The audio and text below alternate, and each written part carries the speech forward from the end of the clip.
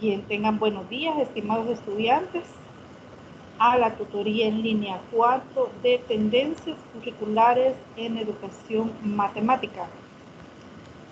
Quiero presentar la agenda, el saludo, la agenda a trabajar, la resolución de dudas administrativas o académicas, o ambas si las hubieran, y el sondeo de la lectura, que para esta tutoría en línea está propuesta el material de la unidad número 4, que son las situaciones, la teoría de las situaciones didácticas y la propuesta. Pero antes de poder compartir la propuesta para esta tutoría, quiero recordarles que tenemos algunas actividades pendientes para la finalización de este ciclo, pero antes recordarles que pueden observar la grabación de la tutoría en la pestaña de las tutorías virtuales en la plataforma. También comentarles que estamos a un poco más de un mes para finalizar ciclo, ya que tenemos la última evaluación el 20 de junio. Si no hubiere diferido o repetido, pero quiero comentarles que el 22 de mayo se va a aperturar la tarea 3. El cierre del foro académico 1 está habilitado desde hace más de un mes. El cierre lo tenemos para el 24 de mayo.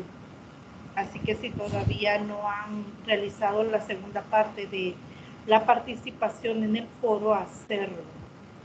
La entrega de la tarea 3 es el 5 de junio. El examen parcial virtual 2 lo realizaremos el 20 de junio. En caso que el 60% de los estudiantes no alcancen a aprobar el parcial, se va a repetir. Y en caso de los estudiantes que no podrán realizar por diferentes motivos el examen ordinario en la fecha programada, podrán diferirlo, podrán presentar solicitud para diferirlo y realizarlo el 28 de junio. El examen de suficiencia está programado para el 4 de julio.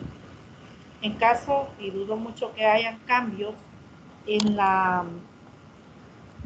programación, pues esta fecha se mantiene. No sé si hay dudas respecto a la programación de estas actividades o...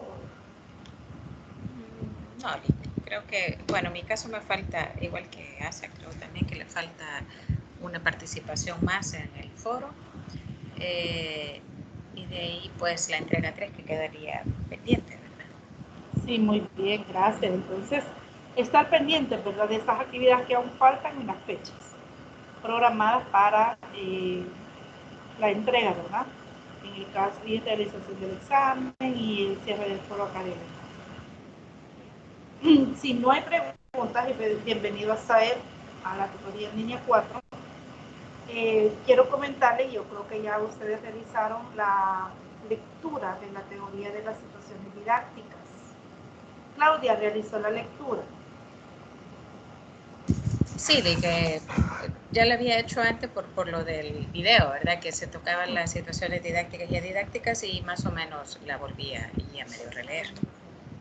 Y hasta él.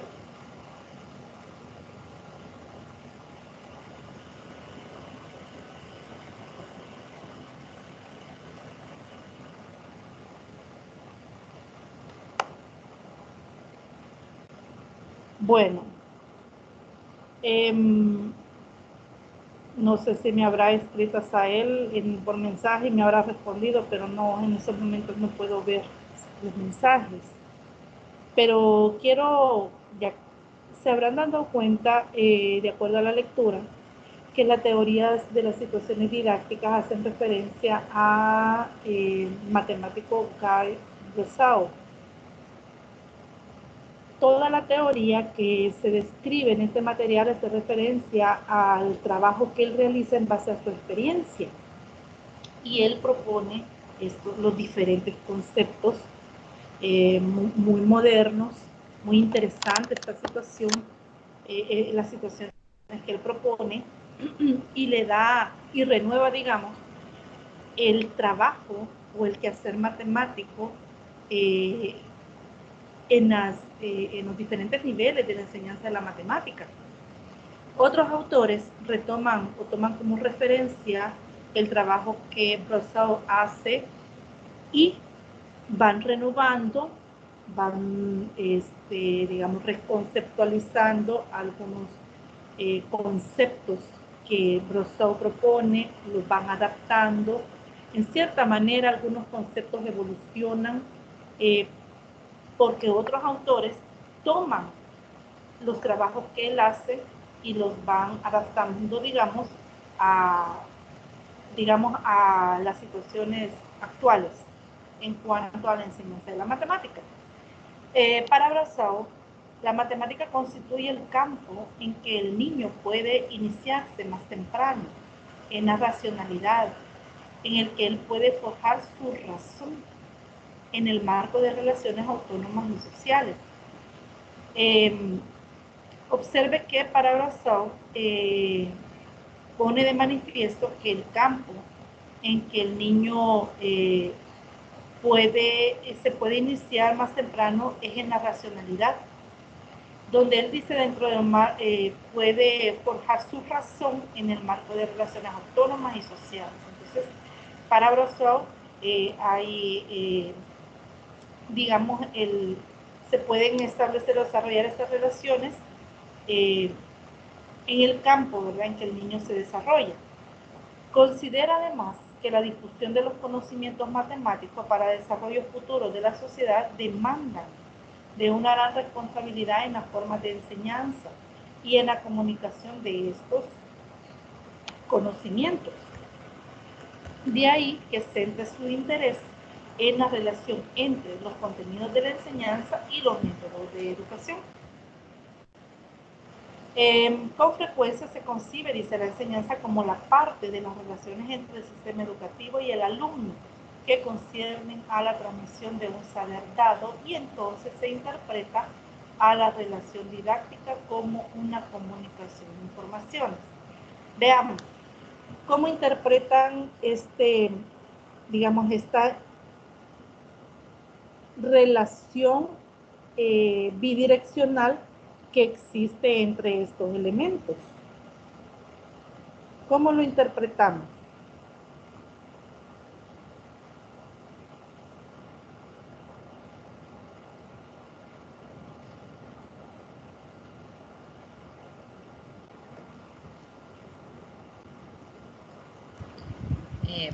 Bueno, considero que en el caso de estos 3 puntos, que es el sistema educativo, el alumno y el saber, es como un círculo vicioso, si lo vamos a decir así, pero no vicioso malo, sino vicioso bueno. Ajá, es decir, es como que va de ambas direcciones, ¿verdad? El sistema educativo entrega al alumno, el alumno tiene el saber escolar que también lo recibe, pero también puede aportar a este saber por medio de su aprendizaje, ¿verdad? Y el sistema educativo, pues lo que está haciendo es tratando de transmitir todos estos saberes al estudiante, en este caso. Muy bien. Hay una, como lo dice la figura, una transposición didáctica del sistema educativo relacionado con el saber y el alumno. Fíjense que, bueno, y el saber escolar relacionado con el alumno, que es donde prácticamente es el proceso de aprendizaje, ¿verdad? Es en ese proceso digamos, de la construcción del conocimiento hacia los alumnos, pero también este saber escolar relacionado con el sistema educativo, porque de ahí es que se desprende. Y el alumno también, una comunicación entre el aprendizaje, lo que se le está proporcionando a él para que realice su proceso de aprendizaje, y también la comunicación que existe entre el alumno y el sistema educativo, cuáles son, digamos, las condiciones que aporta el sistema educativo para favorecer en el aprendizaje al alumno. Entonces existe una, como ya lo mencionábamos, una comunicación en dos direcciones entre estos elementos. Entonces, Guy Bresau concibe la relación entre estos elementos de esta manera. El esquema, dice, facilita la determinación de los objetos para estudiar, el papel de los actores y la asignación del estudio de la enseñanza a diversas disciplinas. Por ejemplo, las matemáticas tienen la responsabilidad del contenido. Las ciencias de la comunicación se responsabilizan de la traducción en mensajes adaptados. La pedagogía y la psicología cognitiva de comprender y de organizar las adquisiciones y los aprendizajes del alumno. El propósito de estos mensajes es esencialmente la aculturación del alumno por la sociedad. Este esquema, afirma el autor, no excluye la intervención de otras disciplinas como complemento para esclarecer algún aspecto del proceso, pero dicho esquema jerarquiza el impacto que puede tener. Emergieron cuestionamientos por la preocupación por la enseñanza. Las reflexiones que suscitaron dichos cuestionamientos han ayudado a configurar la teoría de las situaciones didácticas a partir de la estructuración de conceptos tales como la situación, modelización y control. Y en estos tres aspectos es que se desarrolla el material de esta unidad y la tutoría que hoy estamos desarrollando. Pero antes de entrarnos a estos tres aspectos, veamos una aproximación primeramente al primer eje teórico, que es la modelización de las situaciones en didáctica. ¿Qué entendemos por modelización? Y es que se entiende por situación a un modelo de interacción de un sujeto con cierto medio que determina un conocimiento dado. La palabra situación sirve para describir tanto el conjunto de condiciones que enmarca una acción y como uno de los modelos que sirven para estudiarlo. Entonces se entiende por situación en este contexto a un modelo de interacción de un sujeto con cierto medio que determina un conocimiento dado. Esta situación claramente es la que diseña el docente. El docente es el que propone la situación, crea o propone los medios para que pueda ponerse de manifiesto los conocimientos prácticamente que el estudiante ya posee o los conocimientos previos para abordar esa situación. En los años 70, las situaciones didácticas eran las situaciones que servían para enseñar sin considerar el rol del docente. Hoy, en la actualidad, la situación didáctica es todo el entorno del alumno, incluidos el docente y el sistema educativo. En otras palabras, en los años 70 las situaciones didácticas eran enfocadas exclusivamente al estudiante, pero ahora interviene el rol, ¿verdad? Y la acción del docente y del sistema educativo. Luego se avanza, dice, a la modelización de las situaciones en didáctica, proceso que contempló la clasificación de diversas situaciones didácticas, que son las que aparecen acá. La situación de acción. Esta situación de acción, ¿cómo se entiende en la lectura? Asael o Claudia, que me puedan comentar qué entienden por esta situación.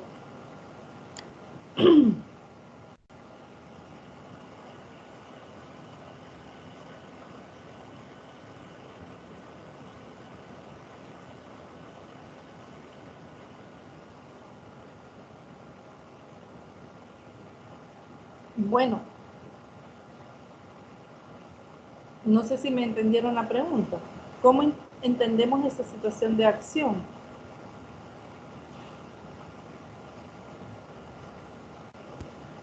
Perdón, y que me quedé sin audio un ratito.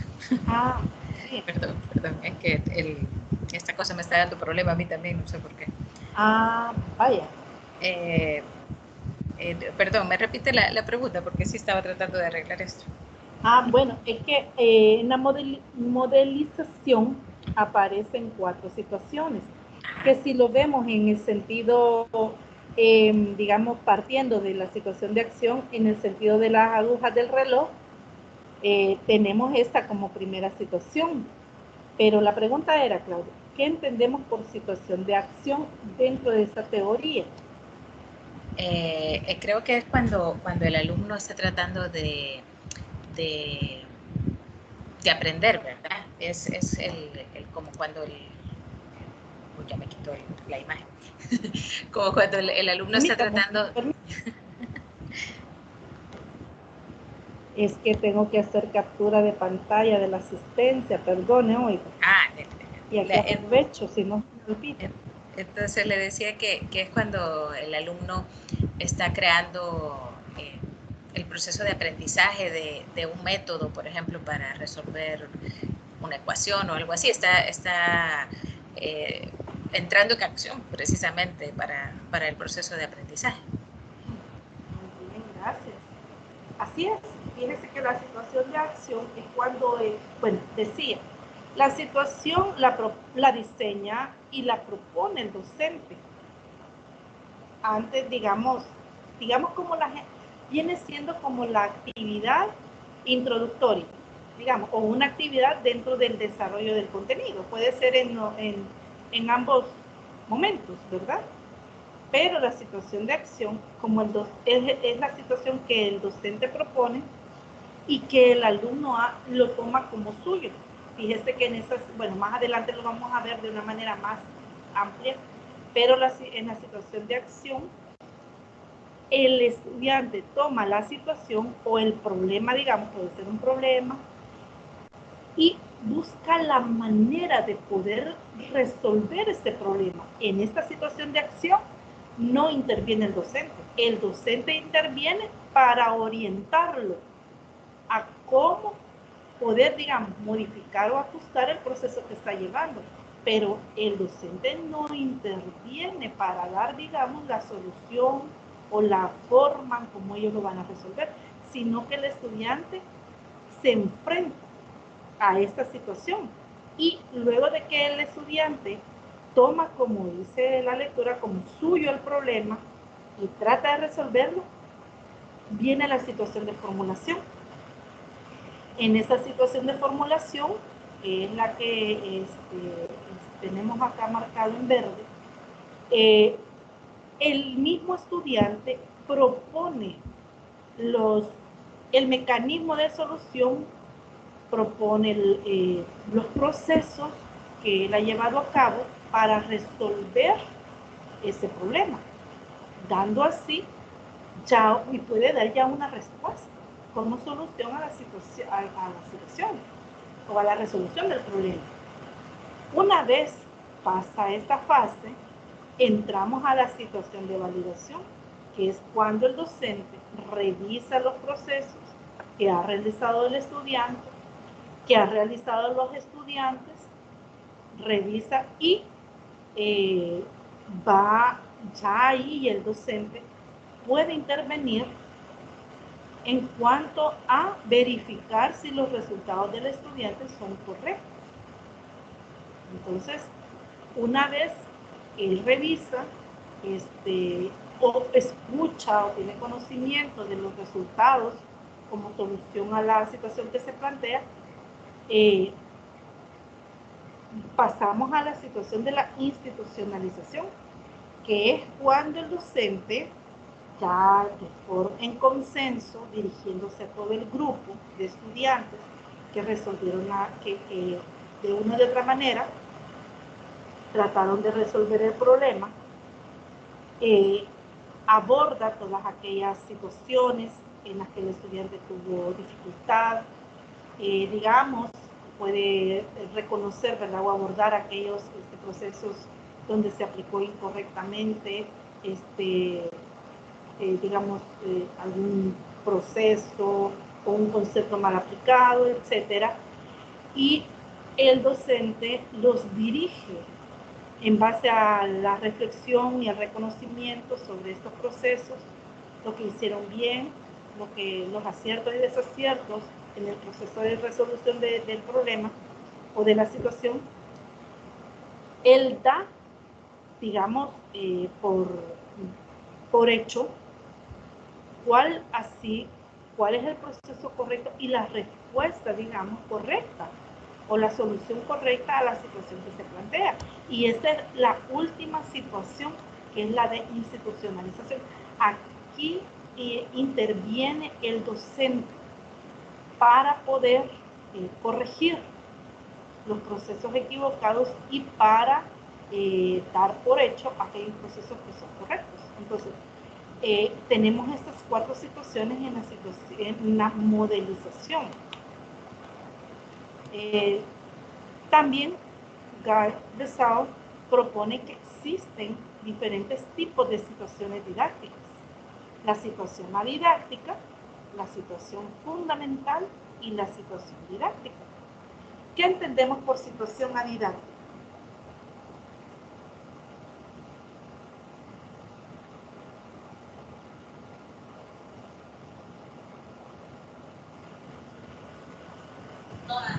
Creo que es aquella que se da con el medio, ¿verdad? Con el ambiente entre el estudiante y el ambiente. Muy bien, Claudia. Agrego a lo que usted menciona. En esta situación no interviene el docente. O sea, el estudiante hace uso de todo, como se dice. Una situación pone al estudiante con una situación en un medio. El estudiante trabaja solito prácticamente, valiéndose de todos aquellos conocimientos previos que él ya posee. Esta es una situación adidáctica. Está la situación fundamental. En esta situación fundamental se aplican los conocimientos. Aquí sí hacemos, digamos, uso de esos conocimientos, y en esta situación fundamental se hace presente al menos una de las situaciones, la didáctica o ambas, en esta situación fundamental. Aquí, como dice, nos valemos de los conocimientos que ya poseemos para poder, digamos, abordar esta situación, ya sea que dentro de una situación adidáctica o una situación didáctica. Y la situación didáctica, que aquí es donde interviene el docente, que es una situación que el docente plantea con el fin o con el objetivo de un aprendizaje o de la construcción de un conocimiento. Entonces, Guy Bresaud propone estos tres tipos de situaciones didácticas dentro de su teoría. Un acercamiento al segundo eje teórico, que es la teoría de las situaciones didácticas. El segundo eje temático gira en torno al contrato didáctico. Bresaud se adentra en el sentido del contrato didáctico, centrando su desarrollo inicial en torno a 4 contratos, que considera se caracterizan porque la difusión de los conocimientos no tienen intención didáctica. Veamos, Asael o Claudio, ¿qué entiende como contrato didáctico dentro de esta teoría?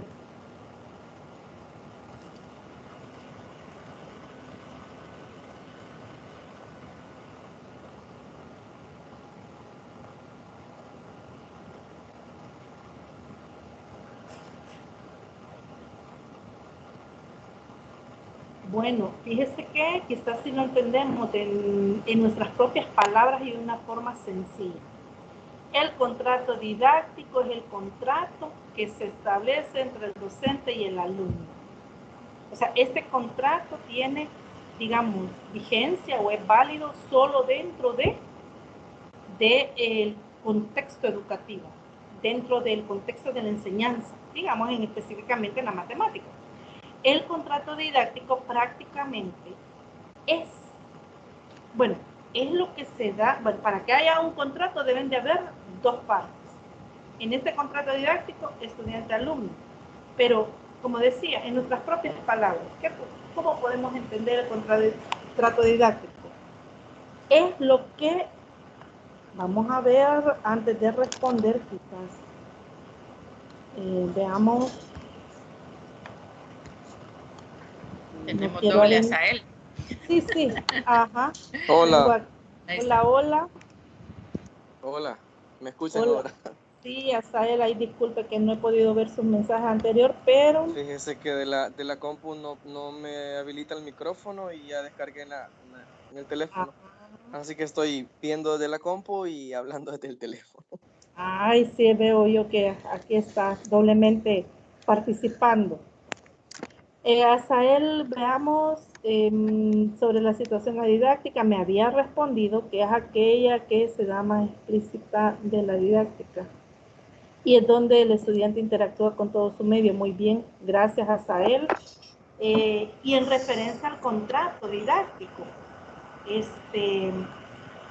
decía que si lo definimos en nuestras propias palabras y de una manera sencilla, el contrato didáctico es o involucra lo que el estudiante espera del docente y lo que el docente espera del estudiante. O sea, para que haya un contrato hay dos partes que van a tener beneficios, ¿verdad? Y también obligaciones. Entonces, el contrato didáctico se podría entender eso, es lo que el estudiante espera del docente y lo que el docente espera del estudiante dentro de ese contexto. Dígame. Ahí en un parrafito que había en el material decía que era todos los comportamientos que el estudiante esperaba del docente, pero también eran todos los comportamientos que el docente espera del estudiante. Correcto, muy bien, gracias Azael, porque su respuesta confirma lo que ya he dicho hace un momento, ¿verdad? Así es. Son los comportamientos, ¿verdad? Es lo que esperamos, ¿verdad? En una situación ideal de ambas partes. Bien. Y aquí hablamos de 4 tipos de contratos. Uno es de emisión. Fíjese que estos tipos de contratos, si usted los pudo haber leído y los lee, todo va prácticamente, son las que prácticamente el docente toma bastante protagonismo en estos 4 tipos de contratos. ¿Cuál es el contrato de emisión?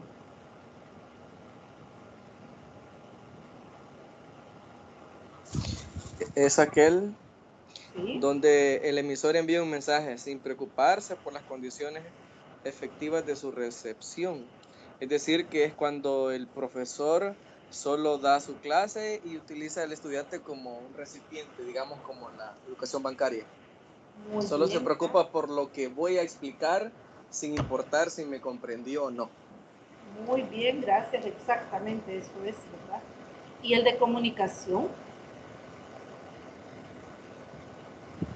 Ese dice que es donde el emisor y el profesor toman la responsabilidad de hacer llegar el mensaje, ¿verdad?, al estudiante en este caso. El contrato de comunicación es simplemente eso, es tener, pero que el profesor adquiere la responsabilidad de estar transmitiendo por medio del mensaje al estudiante. Muy bien, gracias. ¿Y el de pericia?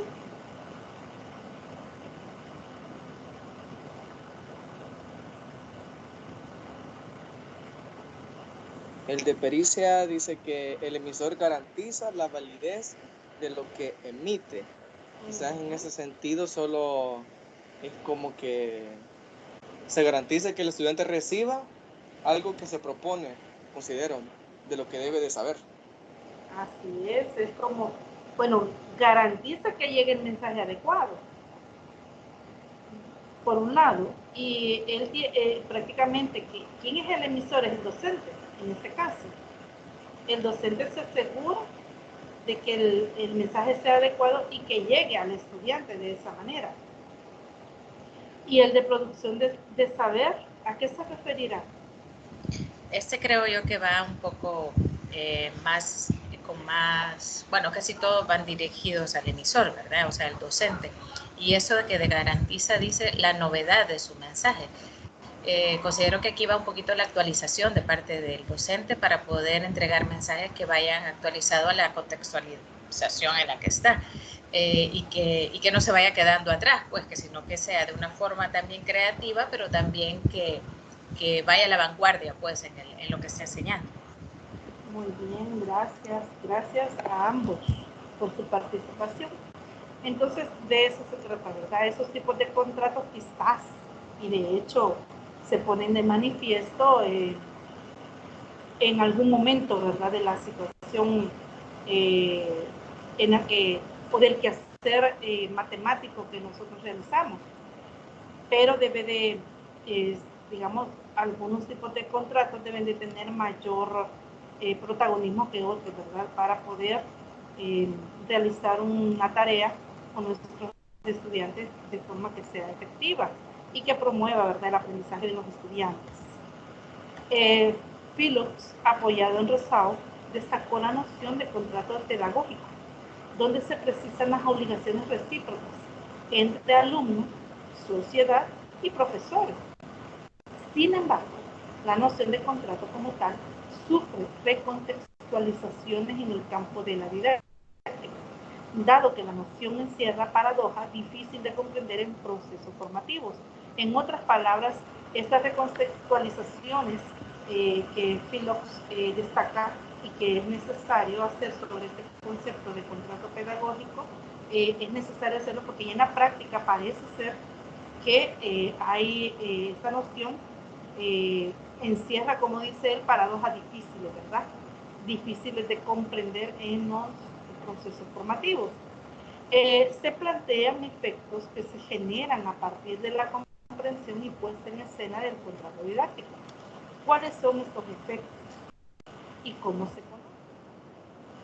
Está el efecto topase y el control de la incertidumbre, el efecto Fordyce, los deslizamientos metacognitivos y metadidácticos, el abuso de la analogía y el envejecimiento de las situaciones de enseñanza. Cada uno de ellos tiene sus propias características y sus propias, digamos, sí, sus propias características y el papel del docente y del estudiante en cada uno de esos efectos. Les dejaría de tarea, digamos, si ya realizó la tarea, la lectura, ¿verdad? Retomar, ¿verdad?, esas partes. No las voy a desarrollar por cuestión de tiempo, así que se las dejaría, digamos, como a criterio personal, que vuelvan a retomar la lectura de esta parte. Si no hay preguntas respecto a esto, no sé si puedo avanzar, porque entiendo que ya realizaron las lecturas. Sí, Lick, ya lo leímos. Bueno, sí, gracias, Asa, por incluirme, pero sí, ya lo leí. Bueno. Yo sé que ya leyó Claudia. Sí, es que yo sé. Bueno, continuamos. Respecto a las situaciones didácticas, los componentes y las estrategias. En primera instancia, se abordan como componentes la devolución y la institucionalización. ¿Pero qué es la devolución? Es entendida como el acto por el cual el docente hace que el alumno acepte la responsabilidad de una situación de aprendizaje didáctico o de un problema. Es cuando hablábamos, ¿verdad?, que se pone de manifiesto en la situación de acción, que cuando el estudiante toma el problema y asume la responsabilidad para poder resolver ese problema. También, y acepta, dice, él mismo las consecuencias de esa transferencia, que es la institucionalización, que también ya lo abordamos en el esquema que presentamos. Se da tanto en una situación de acción cuando se reconoce el valor de un procedimiento que va a convertirse en un medio de referencia, como en una situación de formulación. Recordemos que en esta situación de institucionalización, el docente valida lo que el estudiante ha hecho. Pero recordemos que como el estudiante trabaja de forma individual, la validación de estos procesos y el valor que el docente da para estos procedimientos son de carácter individual.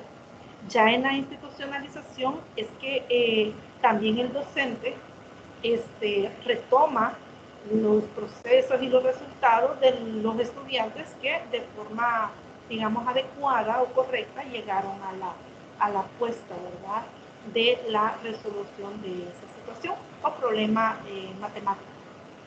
En una segunda instancia, aborda las estrategias didácticas que tienen lugar en relación con el saber, haciendo explícito que estas estrategias depositan su responsabilidad en uno de los elementos de la situación didáctica, profesor, alumno, medio y o hipótesis epistemológica asociada a los contratos. Observe que la segunda instancia que aborda son las estrategias didácticas y consideran estos elementos. El autor subraya las limitaciones didácticas para la construcción del saber que presentan diversos tipos de contratos, tales como el contrato de imitación o de reproducción formal, el contrato de ostensión, el contrato de condicionamiento, la mayéutica socrática, los contratos de aprendizaje empirista y los contratos constructivistas. Entonces, observe que a estos contratos que ya tenemos también digamos, se reconocen otros tipos de contratos. Tenemos acá, bueno, estas en cuanto a esta segunda parte, ¿verdad?, que son los componentes, que son las situaciones y las estrategias didácticas. Veamos ahora el triángulo didáctico. Este triángulo es muy conocido y este triángulo es reconocido también prácticamente dentro de la teoría de Brosseau. En este triángulo tenemos tres vértices, que es el saber matemático relacionado con el profesor y el alumno, y esto prácticamente los otros dos vértices es el profesor y el alumno, pero también aquí hay una relación en dos direcciones en cada uno de los lados del triángulo. En relación a la relación saber matemático y profesor, se pone de manifiesto la teoría de la transposición didáctica de Yves Chevallier. En relación al saber matemático y el alumno, se pone también de manifiesto la teoría de los campos conceptuales de Gerard Bernau. Y en relación al profesor-alumno, las teorías de situaciones didácticas de Gall Brosseau. Prácticamente esta teoría de Gall Brosseau establece la relación entre profesor y alumno. Todo lo que este teórico desarrolla en su teoría toma como, digamos, personajes, los dos personajes fundamentales, que es el profesor y el alumno. La estructura del triángulo didáctico está constituida por tres polos: el enseñante maestro, el aprendiz alumno y el saber contenido formativo. Bien, la didáctica se interesa por la interacción entre estos tres polos que se manifiestan en la situación de enseñanza. Los tres lados representan eso que Jean Housaye denomina un proceso. Así solo sea la relación entre dos de los tres polos. Veamos, en este triángulo vemos que cada uno de los lados establece la relación entre los elementos que están en el vértice del triángulo. Veamos del lado docente-alumno, que es uno de los lados que está representado en el triángulo. Se encuentra la educación y la formación. El proceso de formar es aquel de la pedagogía y de una economía de la educación. Se trata del tacto pedagógico y de la relación personal. En cuanto al lado que corresponde al alumno y el saber, se encuentra el aprendizaje, los procesos para aprender, el proceso de aprendizaje. y en relación al lado que establece la relación entre saber docente. Se encuentra la enseñanza, el trabajo didáctico de gestión de la información y de transposición didáctica. ¿Hay alguna pregunta o comentario respecto a estos elementos?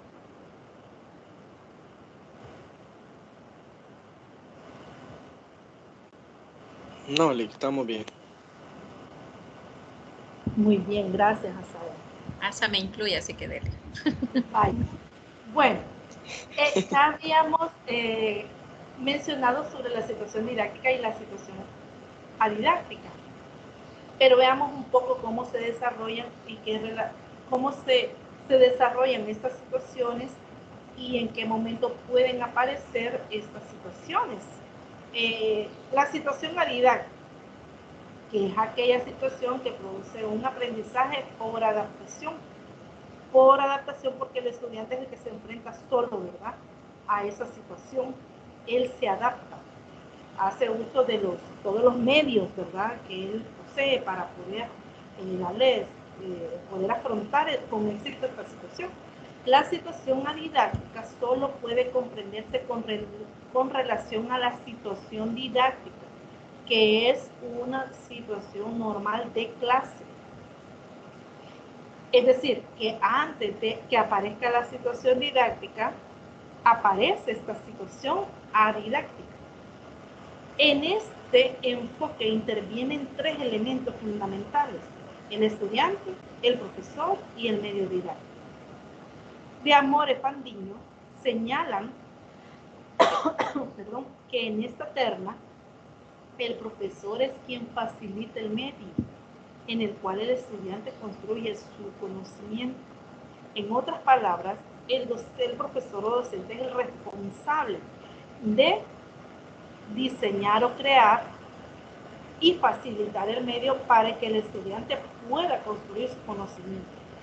Sin un medio adecuado, sería imposible la construcción del conocimiento en el estudiante. Las situaciones didácticas, en cambio, son todas aquellas tareas, actividades o prácticas educativas que se caracterizan por ser diseñadas y construidas intencionalmente por un determinado sujeto, que es el profesor en este caso, con el fin de enseñar un concepto, noción u objeto de conocimiento a otro sujeto, que en este caso es el alumno. ¿Observan ustedes la diferencia entre los dos conceptos?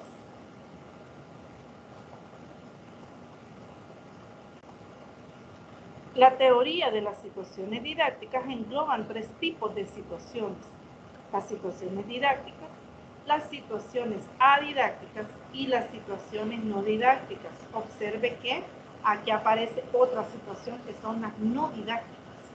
No debe de confundirse con las situaciones adidácticas. Una situación didáctica se refiere al proceso en que el docente proporciona el medio didáctico en donde el estudiante construye su conocimiento. Consiste en la interrelación de los tres sujetos que lo componen. La situación adidáctica es el proceso en que el docente le plantea al estudiante un problema que asemeje situaciones de la vida real, que podrá abordar a través de sus conocimientos previos y que le permitirán generar hipótesis y conjeturas que asemejan el trabajo que se realiza en una comunidad científica. Importante mencionar que en esta situación adidáctica el docente no debe de intervenir en cuanto al trabajo que el estudiante realiza en esta situación que le plantea, porque si el docente interviene, prácticamente, por un lado, limitaría al estudiante a que él reflexione sobre lo que él está haciendo, sobre los procesos, sobre las estrategias que él está tratando de poder plantear, poder descubrir y poder valerse de esas estrategias para poder llegar de una u otra manera a proponer una solución. o a llegar, digamos, a la respuesta, equivocada o no, pero va a llegar a una respuesta. Entonces el docente no debe de intervenir. Y por el otro lado, también si el docente interviene, estaría condicionando el pensamiento del estudiante y no, digamos, lo coarta, digamos, o cierra el paso para que él pueda avanzar en cuanto a lo que él está haciendo. Y si el docente condiciona al estudiante, si interviene y condiciona al estudiante en cuanto a lo que debe de hacer, prácticamente lo que el estudiante reflejaría en un momento determinado como una apuesta, digamos, en común, o ya sea que el profesor se lo plantea, a qué respuesta llegó, pero esa respuesta o la solución y los procesos que él llevó a cabo para resolver el problema no sería la fiel copia de su pensamiento si el docente interviene. Entonces, por eso no es conveniente que en esta situación didáctica el docente intervenga. Bueno, y en cuanto a la situación didáctica, una situación didáctica cuando un individuo profesor tiene la intención de enseñar a otro individuo alumno un saber matemático dado. En relación, y fíjese usted que la lectura va, digamos, intercalando o interrelacionando los dos conceptos para que veamos de una u otra manera la diferencia que hay entre estas dos situaciones. Volvemos otra vez a la situación didáctica y dice que una situación es didáctica cuando se da interacción entre un sujeto y un medio para resolver un problema. Observe que aquí no aparece el profesor. Solo es la interacción entre un sujeto y el medio para resolver un problema. Como el medio es impersonal, no tiene ninguna intención didáctica, no desea enseñarle nada al alumno. Por este tipo de situación recibe, por eso este tipo de situación recibe el nombre de adidáctica. Comentarles que en esta situación adidáctica el estudiante toma para poder resolver esta situación los conocimientos previos que él ya posee. Entonces no está aprendiendo nada. Por eso se llama situación adidáctica. El producto de esta situación didáctica es un conocimiento, una estrategia que permite resolver el problema. En otras palabras, ¿qué es lo que aprende o qué es lo que logra el estudiante en esta situación didáctica? Una estrategia que permite resolver el problema. Observe usted en este diagrama, establece la relación que existe entre la situación didáctica y la situación didáctica. Dentro de la situación didáctica, usted observa dentro del, digamos, el diagrama más grande que pareciera, pero no es un rectángulo. Dentro de esta que representa la situación didáctica está la situación didáctica. Por eso es que el autor menciona que la situación didáctica solo se da dentro de la relación que existe con la situación didáctica. Entonces vemos la relación que existe entre el sujeto, el medio, que es lo que se da dentro de la situación didáctica, la intención que tiene y poner al sujeto dentro del medio, dentro de dentro del sujeto y el trabajo con la situación que se le plantea, está la validación y la interpretación. Hay una relación en dos direcciones, una es en el sentido del sujeto al medio, la acción, y del medio hacia el sujeto, la retroacción. Luego, pero observe que en estas dos situaciones, adidáctica y entre estas situaciones, adidáctica y didáctica, interviene siempre el profesor. Él es el que propone el medio al estudiante. Él es el que, con una intención, pone al sujeto dentro de una situación Luego también es el responsable de llevar a cabo la acción de la institucionalización, que es cuando se construye el conocimiento y el saber. Según la teoría de las situaciones didácticas, el conocimiento es diferente del saber. El conocimiento es personal y contextualizado, mientras que el saber es impersonal y descontextualizado. Por lo tanto, una vez finalizada la situación didáctica, el profesor debe explicitar las relaciones entre el conocimiento construido por el alumno, gracias a la situación didáctica y el saber que desea enseñar. A este proceso se le llama institucionalización. Hay preguntas hasta acá, jóvenes, respecto a esto que plantea la teoría. Fíjense que a mí sí me quedó la duda. O sea, una situación didáctica interviene de diferente forma el docente. Pero entonces la situación no didáctica, porque eso no lo trata, solo lo menciona el material.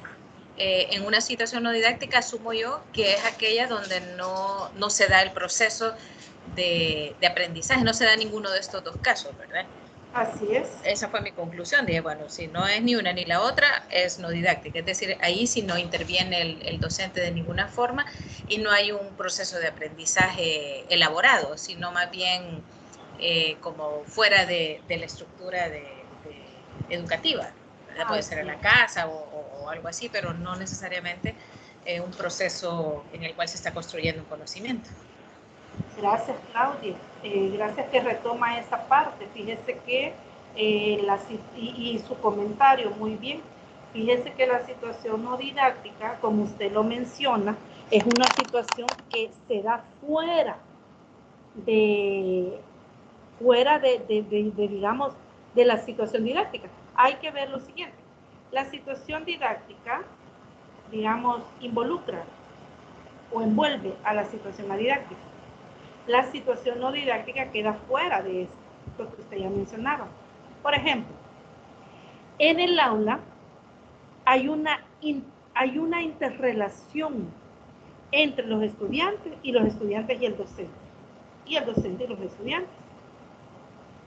Aparecen situaciones que se dan en el quehacer en el aula o fuera de ella, donde el docente ha considerado realizar la actividad, fuera del aula o dentro de ella, pero hay interacciones. Esas interacciones no tienen ningún fin pedagógico. O sea, se da fuera de ella, de la situación didáctica. Por eso se llaman situaciones no didácticas, porque sí es cierto que hay interacciones, pero no dejan ningún tipo de aprendizaje. Bueno, dentro del contexto de la enseñanza de la matemática.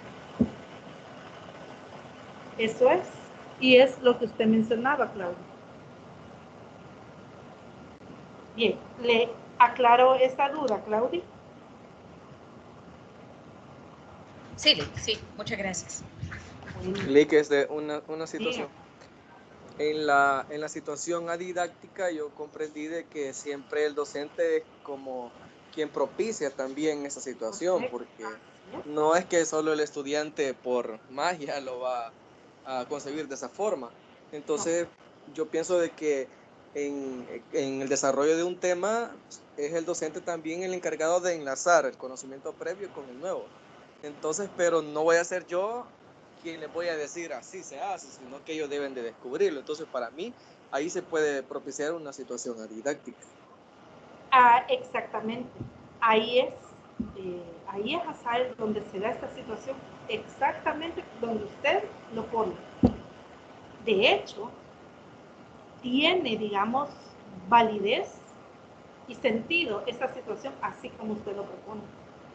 En las actividades introductorias al contenido, en la indagación de los conocimientos previos, ahí es donde se pone de manifiesto esta situación.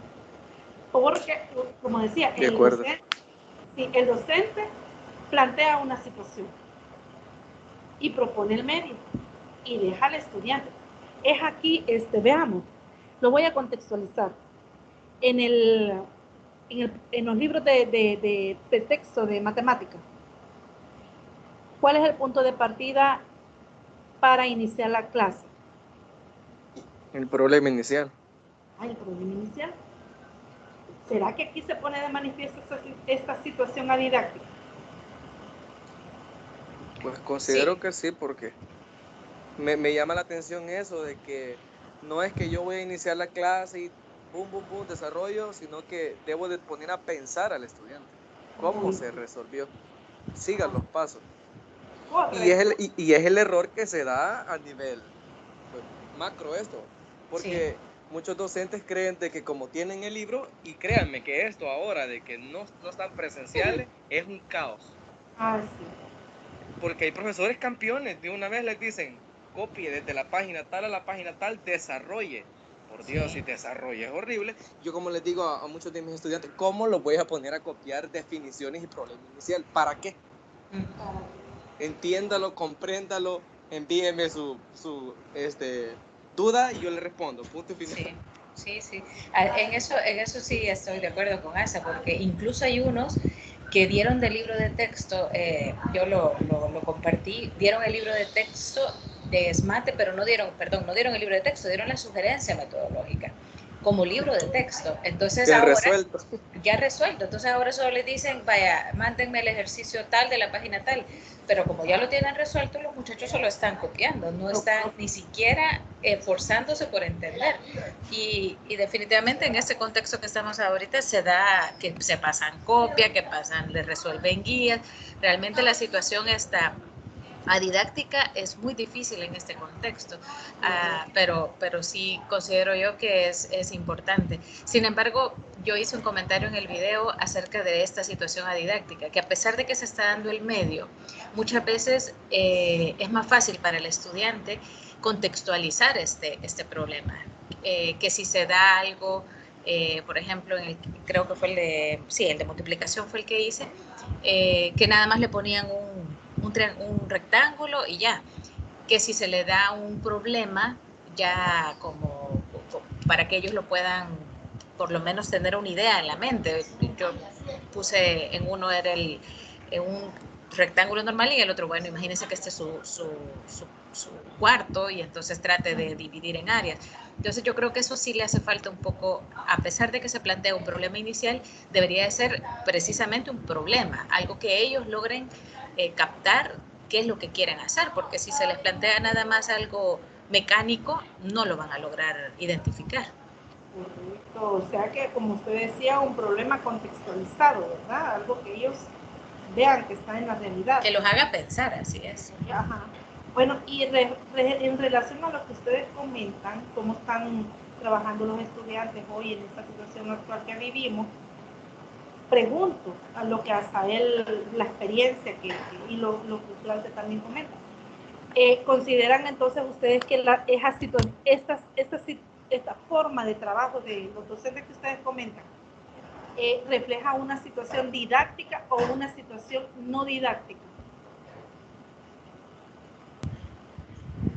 Hasta contestamos al coro. No didáctica. O sea, no, ahí no hay, sí, ahí no interviene para nada el docente, solo tenga, mande, no hay. Y caemos en la misma situación de que los docentes están haciendo un trabajo solo para salir del compromiso, solo para que no me regañen. Yo no consigo eso. Debemos también, y ahí es que yo también compartía eso, que tenemos que ser un poco conscientes que en general los docentes no están preparados para este cambio tan brusco de pasar de presencial a virtual, pero aquellos que lo hacían de forma presencial lo van a seguir haciendo aún virtual. Tal vez aquel que tenía la iniciativa de hacer un cambio a nivel presencial lo va a tratar de seguir haciendo virtualmente. Pero yo me he dado cuenta de tantos muchachos que solo les están soltando material, mande el ejercicio, mande ejercicio, y no hay interacción, ni siquiera videos que los muchachos puedan ver para decir cómo se hace. Entonces, sí es complicado en este contexto. Muchas gracias, pero fíjense que yo también observo el rechazo de los estudiantes para esta forma de trabajo, lo que usted menciona, Claudia. Los que no, por ejemplo, en el área rural, las escuelas públicas.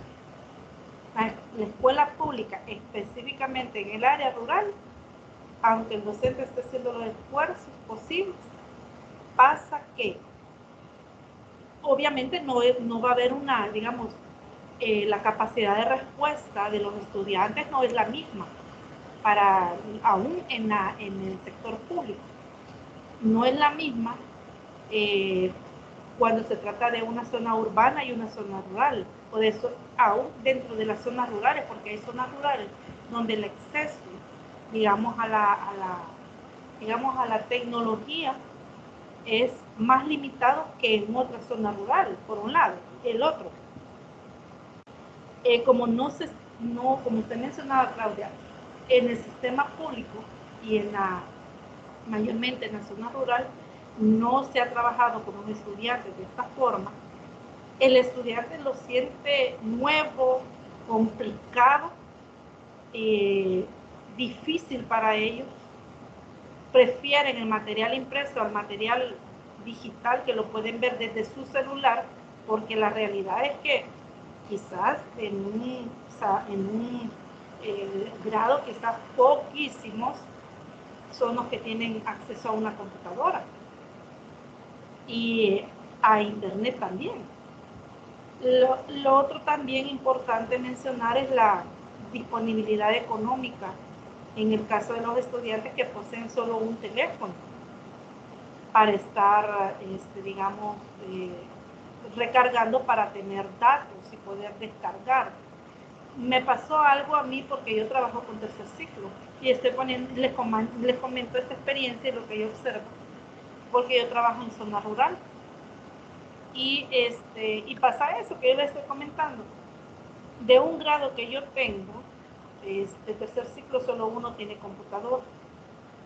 Solo uno. Los demás, los teléfonos.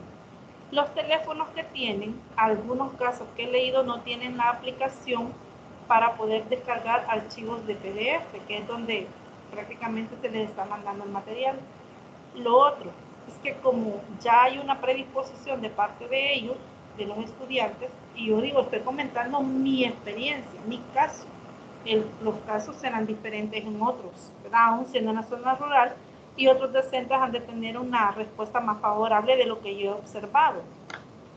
Lo otro es que, como ya lo sienten difíciles, yo les he elaborado unos videos, pero resulta que cuando me preguntan, me hacen consultas, yo les empiezo a preguntar y les hago la pregunta, ¿y vio el video? No, no lo he visto. Entonces, son pocos los estudiantes que están preguntando, poquísimos, ni la mitad, porque la realidad de donde yo trabajo es muy difícil. Una madre me decía, porque yo le di orientaciones a ella de qué hacer, porque ella me escribió. Y al final yo le llamo, pero me dice, fíjese que la situación económica ahorita está bien difícil, me dice, para estar recargando saldo. Y ese, como le comento, son de las cosas que yo observo, ¿verdad? Ahora, hoy en la actualidad, digo, si bien es cierto, los docentes pueden tener un poco de conocimiento, quizás lo básico para poder interactuar de esa manera con los estudiantes, proporcionarles materiales, elaborarles videos, pero yo digo que la desmotivación, el rechazo de ellos a este tipo, modalidad de enseñanza y aprendizaje para ellos, influye mucho, porque en lo personal les estoy proporcionando los medios, facilitando, digamos, la forma en que ellos pueden aprender, pero el rechazo de no querer aprender de esta manera. Entonces, esta es como mi experiencia, ¿verdad? Porque ya ustedes plantearon lo que ustedes observan, pero yo desde mi realidad les comento qué está pasando en muchos casos. ¿Verdad? Son situaciones muy difíciles. ¿Mm? Bueno. Sí, ahí solo quizás también, y creo que Asia no me dejará mentir con respecto a incluso a nuestra modalidad. En estas circunstancias hay algunos que no tienen para recargar, porque al no salir no están trabajando y igual para ir a recargar no saben cómo hacer porque no pueden salir a la tienda a recargar ni nada. Sí, incluso eso pasa. Dentro de nuestra modalidad se está dando también bastante y bueno, gracias a Dios nos estamos apoyando entre nosotros, haciendo recargas unos a otros. Ay, Pero mira, excelente, les sí, sí, sí. aplaudo. Pero sí hay una, con tal de no dejarnos vencer por esto, porque muchos realmente se estaban retirando materias y yo no, démosle, ¿verdad? Pero la verdad, y es que es una situación donde también va a depender aquel que quiera aprender. Asa lo sabe, tengo mi página en Facebook de clases de matemática y es increíble cómo niños de sexto, quinto grado me piden videos explicando un tema. Y ahí me tiene grabando videos y subiéndolo a las páginas. Pero sí, el que tiene interés definitivamente lo va a hacer. Así que yo creo que también es un reto para los docentes en motivarlos, no solo en dejarles las tareas como muchos están haciendo. En su caso está haciendo videos, y es raro el docente que hace videos, pero también es en motivarlos, en que no se sientan que están solos y que hay alguien pendiente de ellos, porque eso es importante ahorita. Sí, más allá de dejar tareas, es que uno está pendiente de ellos, ¿verdad? De su situación. A veces, mira, a mí, si viera los chats de esa página de clases de matemática, me cuentan hasta que el gallo se les murió y son niños los que escriben. Y entonces, y yo vaya, ok, de verdad, que no sé qué, ¿y qué hice en el video? Contarles un ejercicio de un gallo para que el niño se sintiera identificado. Entonces creo yo que el apoyo moral que se tiene que dar en estos momentos va más allá de lo que vayan a aprender de matemáticas. Se puede, creo yo que la parte educativa se puede dejar un poquito tranquila sin tratar de que los contenidos sean todos abarcados, sino de motivarlos a que ellos descubran y aprendan. Muy bien, Claudia, la parte motivacional, imagínese el niño que le comenta, imagínese, para sí. eso es una pérdida, sí, y sí. quería comentarlo o compartir su tristeza, sí, imagínese, sí. y qué bueno que usted tiene esa sensibilidad y mostró empatía con el niño, ¿verdad? Imagínese. Sí, eso es muy importante. Le leyó a alguien adecuado, ¿verdad? Que pudiera darle respuesta de una manera correcta, adecuada, de manera que él sintiera que usted estaba sintiendo también la pérdida de su mascotita. Pero muy bien. Bueno, gracias por sus comentarios. Avanzando un poco es sobre el contrato didáctico. Brosau define el contrato didáctico como un conjunto de comportamientos del profesor que son esperados por los alumnos y el conjunto de comportamientos de los alumnos que el profesor espera de ellos. Ese contrato es el conjunto de reglas que determinan una pequeña parte, explícitamente, pero sobre todo implícitamente, en lo que cada socio de la relación didáctica debe hacer y lo que de alguna manera deberá exigir al otro. En su momento hasta él ya comentó esta característica, ¿verdad? O lo que podríamos entender como contrato didáctico. Y Brosau lo define de esta manera. Las cláusulas son vistas como normas o reglas que dan la impresión de tener bajo control la situación de enseñanza-aprendizaje. Muchos de los acuerdos que se señalan en el contrato didáctico no cumplen con el ideal de aprendizaje y se presenta la ruptura del contrato didáctico y que esto implica una ruptura de la tradición escolar o de la concepción matemática. Sin embargo, dados los ideales de la teoría de situaciones didácticas, es justo en las rupturas donde se producen nuevos aprendizajes. ¿Cuáles son los efectos de las situaciones didácticas en el aula? Los efectos han sido reportados por Brosau y se refieren al profesor en una situación de enseñanza en relación a un objeto matemático. Para identificar estos fenómenos, a continuación se referencian los 6 que fueron descritos por Brosau y que dan muestra de las relaciones existentes en cada uno de ellos. Uno es el efecto Topausi y el control de la incertidumbre. 2, el de Jordan o el malentendido fundamental. El 3, efecto Dienes. 4, deslizamiento metacognitivo. 5, uso abusivo de la analogía. Y 6, envejecimiento de las situaciones de enseñanza. Esas son las que Rousseau propone y reconoce. Respecto a las cláusulas del contrato didáctico, las cláusulas han sido reportadas por Chevallar y analizadas con otros ejemplos por De Amore y corresponden a la actuación del estudiante frente al saber matemático independientemente a si está o no el docente. Según la lectura, en algún momento el rol del docente no era primordial. Bastaba con, y bueno, y en otras posturas de esta lectura, también pone de manifiesto que la presencia o la existencia del docente era implícita, dado que habían actividades que se proponen, y en otras también posteriormente se reconocen la importancia del rol del profesor y del sistema educativo. Bueno, pero para identificar las cláusulas, a continuación se refieren a 7 y que dan muestra de las relaciones existentes en cada una de ellas. De hecho, un autor propone 7 y aún agrega una y se hacen 8. Una de ellas es que todo problema tiene una solución. Todos ellos van en relación al estudiante. En esta cláusula es una cláusula de confianza en el docente o hacia la imagen de la matemática, ya que los estudiantes creen que siempre hay una solución. En otras palabras, si el docente propone un problema, es porque hay una solución para ese problema.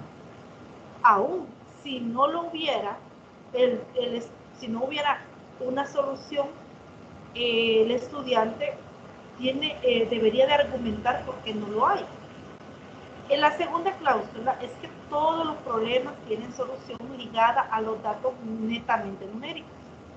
Esto se refiere a que el estudiante se enfrenta con un problema y reconoce que tiene una solución ligada únicamente a los datos numéricos que aparecen en el enunciado. En la cláusula número 3 es la exigencia de la justificación formal. El estudiante piensa que las operaciones o procedimientos son necesarios para que un problema sea realmente resuelto y por tanto tiene que descubrir cuál es el algoritmo correcto, lo cual viene señalado por una regla explícita que ha manifestado el docente con anterioridad. Deben justificar su respuesta. Número 4. El docente no asigna problemas sin solución. Esta cláusula y prácticamente está relacionada con la primera. El estudiante considera que cualquier situación que le presente el docente se puede resolver. Y es similar a la cláusula, es lo que mencionaba, de que todo problema tiene una solución. La cláusula número 5 es que un problema real es diferente a un problema escolar.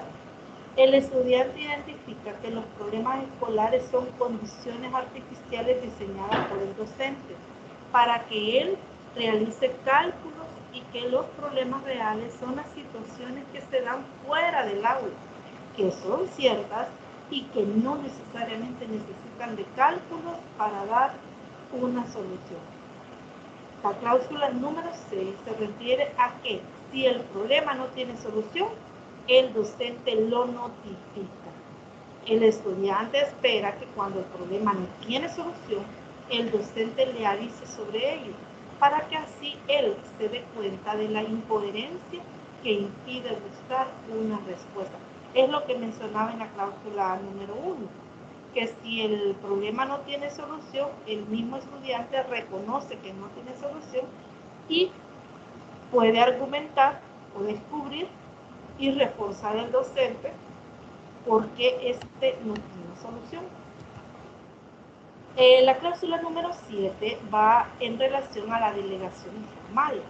El estudiante cree que su única responsabilidad es saber qué operación realizar y con cuáles números, y es totalmente independiente a él. Los resultados e interpretaciones que puedan asignarse a dichos resultados. Y una octava cláusula que se agrega es la cláusula de control semántico. El estudiante desconoce la naturaleza de la pregunta, por lo tanto, su respuesta no es objetiva para los planteamientos que el profesor espera sean evidenciados. Bien. Hasta este punto hay comentarios o preguntas. Queda claro lo que se expone. El material es más extenso, así que si quieren volver a leer o reforzar la lectura, lo pueden hacer, pero aquí está de una manera resumida, digamos. ¿Hay algún comentario? Solo que nos regale después la presentación, porque sí está bastante puntual las cosas que ha sacado. Con gusto, Claudia. Al finalizar la tutoría se las puedo compartir a sus correos o en WhatsApp. ¿Dónde les sale?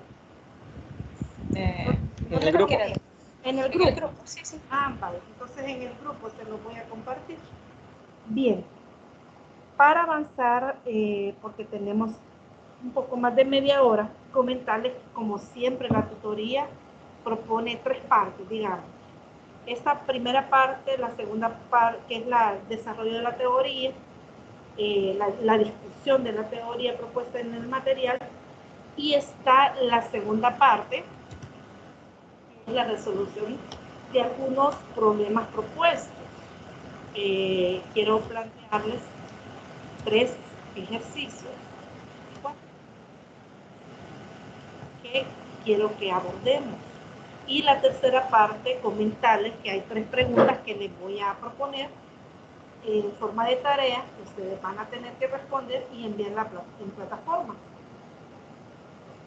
Así que quiero proponerles estos ejercicios, darle unos minutitos para que puedan trabajar con este primer ejercicio, lean las indicaciones y me comentan cómo lo resuelven. ¿Estamos de acuerdo? Sí, bueno, entonces les voy a dar unos minutos para que aborden este problema y luego proponemos la solución. Aquí vamos, entramos con la situación didáctica.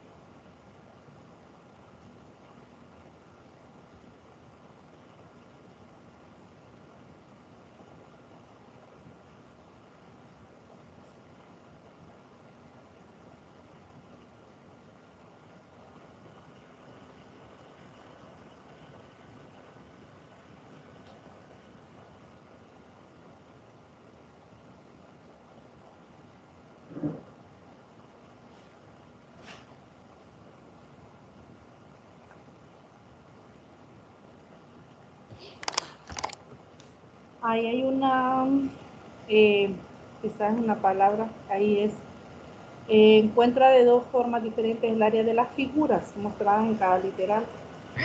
Yo decía figuras, la Ajá, palabra no, no la conozco, digo yo. no figuras. Ay, Sí, ay, está ay. bien. Ya vamos a corregir después que finalicemos. Entonces, hay dos rectángulos y les dice que encuentra dos maneras diferentes para encontrar el área. Ujú. Ajá. ¿Cuál es la primera forma que ustedes proponen? Yo pienso que la primera puede hacer que vayamos calculando el área de cada una de las figuritas. Que veamos los lados de cada una de las figuras pequeñas. Por ejemplo, en el primero, ¿Sí? los moraditos, ¿cuál sería su área? Muy Sería bien. 2y. ¿Cuál sería el área del celeste? Sería y el cuadrado. ¿Y cuál sería el área del otro, que es como más pálido? 4. Al final hacemos una suma de áreas, digamos. Correcto. Y la segunda forma sería de que nos veamos cuál es la medida del lado del cuadrado, que sería y más 2, y hacer una multiplicación de polinomio. Pero como es el mismo, sería y al cuadrado y le aplico trinomio cuadrado perfecto, podría ser también. Muy Sí, bien, gracias. como se está viendo multiplicación, sería nada más plantear el y más 2 por y más 2. Por y más 2. Ajá. Y aquí hay que hacer notar que los moraditos son iguales, ¿verdad? Entonces, Ajá. a pesar de que están como girados, tienen la La misma misma área. área. Entonces, esas son las cositas que habría que mencionar para que ellos vayan captando que tienen la misma área y que por lo tanto es lo mismo poner y más 2 por y más 2 que la suma de las áreas que decías. Muy bien, gracias. Fíjese que ahí, sí, esas son las dos maneras. Y me llama la atención lo que Asael comenta, que dice, podemos aplicar el producto notable, ¿verdad? Y más 2 al cuadrado. Así entendí. Sí. Ajá, muy bien. Fíjese que eso que usted propone, Asael, es para un alumno, digamos, que recuerda lo que se trabajó muy bien de lo que se trabajó en octavo.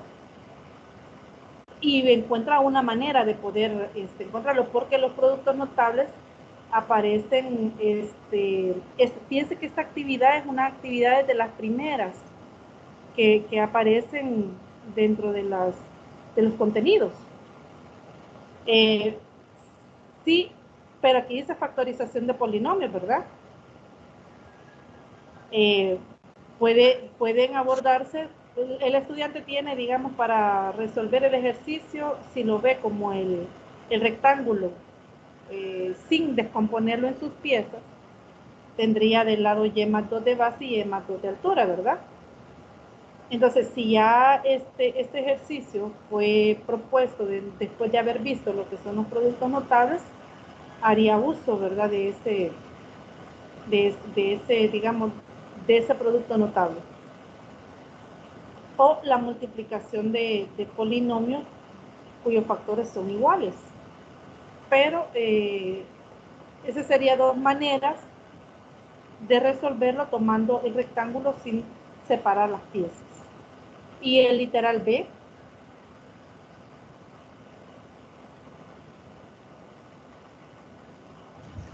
Igual, y se puede tomar el A más 3 por el A más 3, que sería la figura en total, ¿verdad? Y luego también los moraditos son iguales, entonces se puede calcular ahí separando cada una de las áreas, sería 3A del moradito más el otro 3A, más 3 por 3, más A por A. Muy bien, así es. Y fíjense que ahí prácticamente el alumno tendría que tener la habilidad para poder observar que la base y la altura son iguales, ¿verdad? Entonces lo puede proponer también como en el literal A, como el cuadrado de A más 3. Claro, aunque en el segundo caso está como invertido, digamos. A más 3 hacia abajo. Aunque Correcto. en el anterior era y más 2, estaban como en el mismo orden. Entonces, como que es un poco más de dificultad. Así es. Fíjese que sí sería, digamos, porque ellos van a proponer que la base es A más 3 y la altura es 3 más A. Así es.